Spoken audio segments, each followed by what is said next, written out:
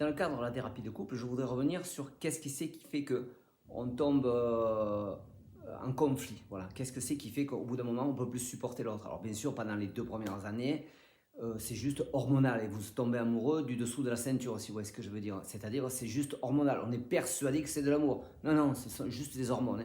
Après, ça diminue parce que c'est normal, on se lasse de manger le même langouste, si vous voyez ce que je veux dire. Donc, à partir de là, on va commencer à avoir des défauts sur l'autre. Il n'y a pas de défaut.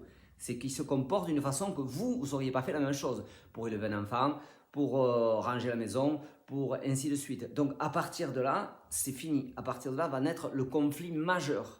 Parce que le cerveau n'est pas en capacité d'accepter autrui. Ni le mien, ni le vôtre est en capacité d'accepter ce que fait l'autre. Pourtant, c'est notre amoureux, c'est notre amoureuse. Mais notre cerveau ne peut pas. Parce qu'on est tous psychorigides, on est tous raides comme des piquets, voilà. Tout ce que fait l'autre, nous, on n'aurait pas fait pareil. Donc, à partir de là, c'est un ennemi. Ou il ne nous aime pas. Non, ça ne marche pas comme ça.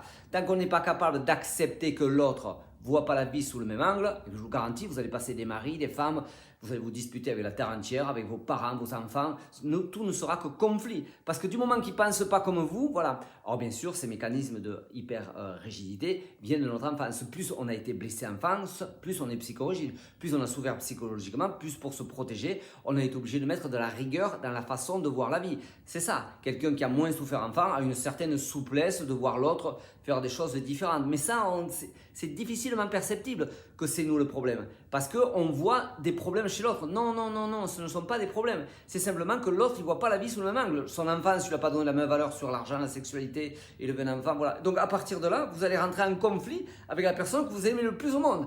Mais voilà, parce que vous n'êtes pas en capacité de comprendre que l'autre n'est pas vous.